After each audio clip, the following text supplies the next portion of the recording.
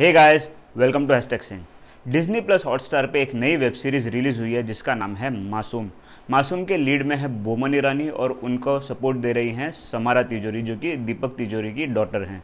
तो apart from this दूसरे कलाकार भी हैं, जैसे वीर राजवंत सिंह बने हैं समारा के भाई, एंड इवन उनकी एक और बहन है जो बड़ी बहन है, जिसका रोल किया है मंजरी फडणवीस ने।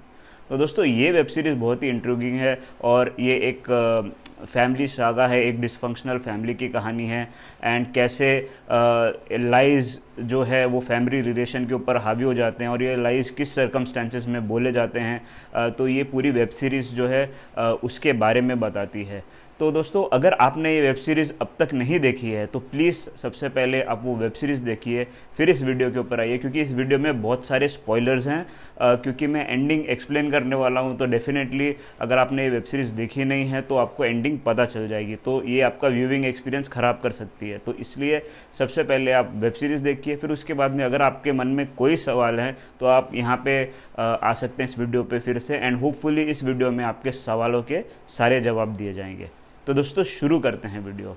तो मासूम स्टोरी है दिल्ली से ही एक थोड़े से दूर एक पिंड है जिसका नाम है फलौली। उसमें है डॉक्टर बलराज, जो कि एक बहुत ही नामचीन डॉक्टर हैं, उनकी क्लिनिक है। एंड वो जो छोटा सा गांव है उसमें सब इनको जानते हैं एंड काफ़ी रिस्पेक्ट है इनकी। तो बेसिकली इनकी एक फैमिली है जिसमें इनकी वाइफ है जो कि पैरालाइज्ड है अभी करंटली, और उनके 3 बच्चे हैं। सबसे बड़ी है संजना यानी कि मंजरी फडणवीस। जो सेकंड है उनका लड़का है, इसका नाम है संजीव, जिसका रोल प्ले किया है वीर राजवंत सिंह ने। और जो सबसे छोटी बच्ची है उसका नाम है सना, जिसका रोल प्ले किया है समारा तिजोरी ने। तो ये एक फैमिली है। इनके एक फैमिली फ्रेंड हैं जिनका नाम है सोडीज। बेसिकली सोडी के डैड को जो एल्डर सोडी है उनको दिखाया गया है, और उनका जो लड़का है मोंटी उनको दिखाया गया है इस वेब सीरीज़ में। तो ये एक फैमिली है और उनके जो दोस्त हैं वो सब इसी दायरे में हैं। तो बेसिकली क्या होता है, एक दिन जो वाइफ है बलराज, डॉक्टर बलराज की, जिसका नाम है गुणवंत, उसकी मिस्टीरियस सर्कमस्टेंसेस में डेथ हो जाती है। मगर जो डॉक्टर है वो यही कहता है कि भाई इट इज़ जस्ट नॉर्मल, जिस तरीके से नॉर्मल पासिंग हुए, उसके ऊपर कोई इंक्वायरी नहीं, कोई पोस्टमार्टम नहीं होता है। And that is because he did not wanted to reveal something. तो क्योंकि ये मिस्टीरियस सर्कमस्टेंसेस हैं और उसकी जो वाइफ है उसके सर पे कुछ मार्क्स है, चोट के मार्क्स है, तो उसकी जो सबसे छोटी लड़की है सना, वो शक करती है कि उसकी मॉम नॉर्मल सर्कमस्टांसेस में नहीं मरी है मगर उसका मर्डर हुआ है। तो अभी ये ऐसा क्यों सोचती है? बेसिकली सना को 10 साल पहले घर से दिल्ली भेज दिया गया था, क्योंकि उसने देखा था अपने फादर का एक घिनौना रूप जिसमें उन्होंने अपने ही दोस्त मिस्टर सोडी को बहुत बुरी तरीके से मारा था। और उसके बाद में अगले दिन ये खबर आई थी कि उन्होंने सुसाइड कर लिया है। तो ये जो खबर है सना ने जैसे ही अपने माँ और भाई बहन को दी, तो उन्होंने ये कहा कि भाई ये उसका भ्रम है और उसके डैड ने ऐसा कुछ नहीं किया। पिछले 10 साल से वो सना की बात नहीं मानते आ रहे हैं और यही क्लेम करते आ रहे हैं कि उस दिन कुछ भी नहीं हुआ था, वो खाली स्टोरीज़ बना रही है। एंड इसके लिए वो कुछ पिल्स खाती है ताकि उसका जो दिमागी संतुलन है वो ठीक रहे। तो ऑलरेडी एक डिस्टर्ब चाइल्ड होती है, वो दिल्ली में रहती है, दिल्ली से आती है अपनी मॉम की मौत की खबर सुन के। और जैसे ही वो आती है उसको दिखता है कि उनके जो सर पे घाव हैं, तो डेफिनेटली उनको शक होता है। अभी दूसरी ओर जब भी पूछा जाता है कि भाई डॉक्टर बलराज कहाँ थे जब ये सब हुआ, तो डॉक्टर बलराज ये कहते हैं कि वो मिसेस मेहरा के घर में थे, जो कि आगे जाके पता चलता है कि मिसेस मेहरा कहीं और थी। तो डेफिनेटली डॉक्टर बलराज फिर से ब्लफ कर रहे हैं। तो डॉक्टर बलराज जो है वो पूरे के पूरे ऐसे एकदम मिस्टीरियस लगते हैं और ऐसे ही लगता है कि हर चीज़ जो है इन्होंने की है। And according to Sana he is not a good guy. तो हम सबको भी एज अ व्यूअर ऐसा लगता है कि भाई ये ज़रूर काम डॉक्टर साहब ने ही किया होगा। मगर ये स्टोरी इतनी सीधी सादी नहीं है, इसके बहुत सारे लेयर्स हैं। तो जो सबसे बड़ी बेटी है संजना का जो हस्बैंड है उसके साथ में उसकी बन नहीं रही है। एंड संजना और जो जोगी उनके हस्बैंड का नाम है, वो डाइवोर्स लेना चाहते हैं। और जो उनका बच्चा है सनी, उनकी कस्टडी के लिए भी डेफिनेटली उनके अंदर जो है एक दूसरे के साथ में तू मैं हो रही है। तो वो सिचुएशन है। दूसरी ओर जो संजीव है, संजीव एक्चुअली गे है और वो प्लान बनाता है अपने बॉयफ्रेंड के साथ में भाग जाने का इंडिया से बाहर, जब उसको ये पता चलता है कि भाई उसके डैड के पास में 50 लाख रुपीज़ आए हैं और उसमें से वो 25 लाख की चोरी कर लेता है। वो 25 लाख की चोरी इसके लिए करता है क्योंकि इससे पहले के जो 25 लाख हैं जो कि उसके डैड के पास आए थे, वो ऑलरेडी पुराने कर्जे चुकाने के अंदर चले गए। तो जो बाकी के 25 लाख पड़े हुए थे वो उठा के जो संजीव है वो अपने बॉयफ्रेंड को देता है और ये कहता है कि मैं फ़लाना जगह पे तुझे मिलूँगा और फिर हम दोनों देश छोड़ के निकल जाएंगे। मगर जो उसका बॉयफ्रेंड है यानी कि टिड्डा, वो भाग जाता है, उसको जो है लिटरली फूल करके भाग जाता है। जब संजीव उसके घर पे पहुंचता है तो उसकी मॉम को कुछ पता नहीं रहता है। तो डेफिनेटली संजीव की इस भावनाओं का गलत फ़ायदा उठाते जो उसे चीट किया गया और अभी वो उस चीज़ को रिपेंट कर रहा है। ऑन द अदर हैंड जो सना है, Sana is very very keen on finding the murderer of mother. तो उस केस के अंदर वो क्या करते हैं, कुछ चीज़ें खुद गलत कर लेती है। इसमें एक एंगल है सना के चाचा का यानी कि मनराज, जो कि बलराज का भाई है। तो वो थोड़ा सा अब्यूज़ करता है सना को, स्टार्टिंग से ही दिखाया गया है। फॉर सम वियर्ड रीज़न वो अब्यूज़ कर रहा है। और एक रात जब सना उसको भरे फंक्शन के अंदर तमाचा मारती है तो वो उसी रात उसके सामने बंदूक ताने खड़ा होता है अपनी जान बचाने के लिए। तो जो सना है वो उस पर गाड़ी चला देती है, मगर उसकी बंदूक कहीं गिर जाती है। पीछे से बलराज आता है और वो सना को ये कहता है कि भाई ये एक्सीडेंट का सब जो भी इल्ज़ाम है वो मैं अपने सर पे लूँगा एंड तुमको यहाँ से अभी फिर दिल्ली चले जाना है, ये तुम्हारे लिए ही अच्छा है। तो at that point of time Sana को फिर से ऐसा लगता है कि उसका जो डैड है वो कुछ खिचड़ी पका रहा है। तो इसलिए सना पूछती है डॉक्टर बलराज से कि भाई आपने ये गन देखी क्या, क्योंकि गन उनके हाथ में थी और मैंने जब भी गाड़ी चलाई तो गन कहीं गिर गई। तो डॉक्टर बलराज ये कहते हैं कि नहीं, वो गन उनको कहीं नहीं दिखी। मगर जैसे ही सना घर पहुँचती है उसको जो है उनके रूम से गन बरामद होती है और eight that point of time वो एकदम हक्का बक्का रह जाती है। उसे ये लगता है कि उसके फादर ने ही उसका मर्डर करने के लिए उसके चाचा को भेजा था। तो अभी सना तो हाथ धो के पीछे पड़ गई है डॉक्टर बलराज के। अभी डॉक्टर बलराज का सच क्या है? वेल, डॉक्टर बलराज जो है वो एक्चुअली एक इनोसेंट आदमी है। वो अपने कर्ज़ों के अंदर दबे हुए हैं, उनको क्लिनिक चलाना है, सैलरीज देनी है, वो टाइम पे सैलरीज दे नहीं पाते हैं। इस केस के अंदर उनको एक अपॉर्चुनिटी मिलती है। एक पॉलिटिकल लीडर मिस्टर आलूवालिया आके उनको टिकट ऑफ़र करते हैं और साथ में 50 लाख ऑफ़र करते हैं as party fund for the elections. तो वो फंड का पैसे में से जो ना चाहते हुए भी because of financial crunch Balraj जो है उसे यूज़ करने लगता है। 25 लाख तो ऑलरेडी वो अपने जो पुराने कर्जे हैं उसको चुकाने में दे देता है। बाकी 25 जो हैं वो उनका बेटा ही चोरी कर लेता है। मगर ये बात उनको पता नहीं है कि चोरी जो है संजीव ने की है। तो वो कोशिश करता है कि भाई एक ऐसा प्लान बनाए जिसके अंदर वो अपने घर को मॉर्गेज कर दे और उसके पैसों से वो इलेक्शन का जो कैंपेन है लड़े। इलेक्शन का कैंपेन लड़ने के बाद में होपफुली वो जीत जाएगा और सब चीज़ें जो है सॉर्ट आउट हो जाएगी। ये उनका प्लान था। मगर उससे पहले सना को जो है गन मिल जाती है डॉक्टर बलराज के घर में और वो जाके मोंटी को दे देती है। अभी मोंटी के पास में गन है। मोंटी सना का जो है बेस्ट फ्रेंड है, बचपन से वो लोग दोनों एक दूसरे को अच्छी दोनों के बीच में एक फ्रेंडशिप है, दोस्ती है। तो मोंटी उसी हवाले जब भी सना आती है उसके पास में वो उसकी देखभाल करता है और वो घर में वो अकेला है, ना उसका मॉम है ना डैड है। तो इसके लिए जब भी सना को ज़रूरत पड़ती है वो मोंटी के का ही सहारा मांगते हैं। तो मोंटी को वो गन दे देती है छुपाने के लिए।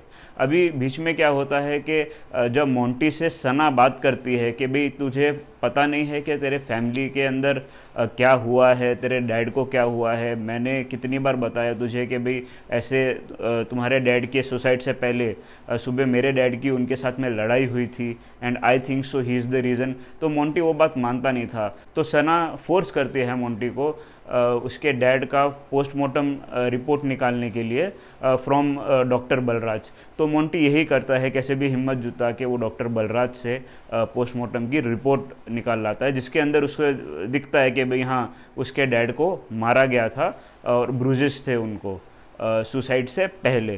तो जब ये बात फैमिली के अंदर डिस्कस होती है, तब जो संजना है वो ये बात सच बताती है मोंटी को कि एक्चुअली एक ऐसा सीन हुआ था जिसके कारण डॉक्टर बलराज ने उसके डैड को आके मारा था। वो ये था कि एक दिन पहले मिस्टर सोडी ने आके उसकी वाइफ यानी कि गुणवंत को छेड़ा था, जिसको संजना ने खुद देख लिया था। ऑल्दो गुणवंत नहीं चाहती थी कुछ बोलना और उन्होंने सोडी को एक वार्निंग दे के छोड़ दिया था, मगर ये जो संजना है, संजना जाके सब कुछ बता देती है डॉक्टर बलराज को। और उसी रीज़न के कारण जब डॉक्टर बलराज सना को स्कूल से ला रहे होते हैं, वो सोडी के यहाँ पे रुक के उसको जाके बहुत मारते हैं because of the act he has done. मगर क्योंकि जो सोडी है वो इलेक्शन लड़ने वाला था, उनको ये डर था कि भाई डॉक्टर बलराज जो है उनको उनकी रिपोर्ट करेंगे और उनको उनका जो नाम है वो कहीं का नहीं रहेगा, और उसी डर से उन्होंने ये नोट लिख के सुसाइड कर लिया था। मगर डॉक्टर बलराज और गुणवंत ये नहीं चाहते थे कि ये बात सबके सामने आए, and to protect Sana's interest and to protect Monty's interest ये बात रिवील नहीं हुई थी। मगर मोंटी को जैसे ही पता चल गया कि भाई उसके डैड ने कुछ ऐसा किया था, तो वो भी उसी गन से जो कि डॉक्टर बलराज की है सुसाइड कर लेता है। तो अभी सिंस उसने सुसाइड किया तो गन लग जाती है पुलिस के हाथ में, और पुलिस ये कहती है कि भाई ये गन डॉक्टर बलराज की है, तो उसके ऊपर केस हो जाता है। अभी सिंस केस हो जाता है, ये बात मीडिया में आ जाती है और उसके कारण डॉक्टर बलराज का पूरा पॉलिटिकल करियर चौपट हो जाता है। तो अभी पूरा पॉलिटिकल करियर चौपट हो गया, तो जो मिनिस्टर है वो ये दरख्वास्त करते हैं डॉक्टर बलराज से कि वो जितना भी पार्टी फंड का पैसा है, जितना बचा हुआ है प्रमोशन के बाद में, वो वापस कर दे। तो उस बात पे डॉक्टर बलराज ये डिसाइड करते हैं कि जो कोठी है उनकी वो पूरी बेच देंगे, मॉर्गेज नहीं करेंगे, एंड जो पैसा बचेगा उसमें से रेंट पे बच्चों को फ्लैट ले देंगे। सना तो ऑलरेडी दिल्ली में रहती है और वो ये बात जो है कबूल कर लेंगे कि भाई जो गन है वो उनकी थी और वो मोंटी के हाथ में लग गई ताकि सना को बचा जाए, क्योंकि सना ने ही मोंटी को गन दी थी। मगर डॉक्टर बलराज वो नहीं चाहते थे कि भाई सना पनिशमेंट है भुगते, तो इसके लिए अबेटमेंट ऑफ सुसाइड के लिए डॉक्टर बलराज जो है कुछ महीनों के लिए जेल चले जाते हैं। तो उसके पहले ही वो अपना जो एक सच है वो रिवील करते हैं, जिसको सुन के सना जो है उसके मन में हृदय परिवर्तन आ जाता है। तो ये क्या है? तो दोस्तों सेकंड लास्ट एपिसोड के एंड में डॉक्टर बलराज ये रिवील करते हैं सना को कि भाई गुणवंत का मर्डर उन्होंने ही किया है। वेल ये कोई शातिर तरीके से मर्डर किया नहीं गया है, मगर ये एक मजबूरी में मर्डर किया गया है। डॉक्टर बलराज जो है वो बहुत ज़्यादा प्यार करते थे अपनी वाइफ के साथ में, एंड ऑल्दो वो उसको बहुत प्यार करते थे, स्टिल उनके बीच में कुछ अंडरस्टैंडिंग थी जिसके कारण उनका एक एक्सटर्नल अफेयर भी चल रहा था। तो मे भी हो सकता है कि गुणवंत अपने आप को थोड़ा सा गिल्टी महसूस करती है, तो इसके लिए उनका एक्सटर्नल अफेयर जो है वो चलने दे रही है। या क्या रीज़न है वो अच्छी तरीके से इस वेब सीरीज़ में दिखाया नहीं गया है, मगर स्टिल उनके जो डिस्पेंसरी में रूमी करके एक लेडी है उसके साथ में दिखाया गया है कि they are very comfortable and maybe they are seeing each other.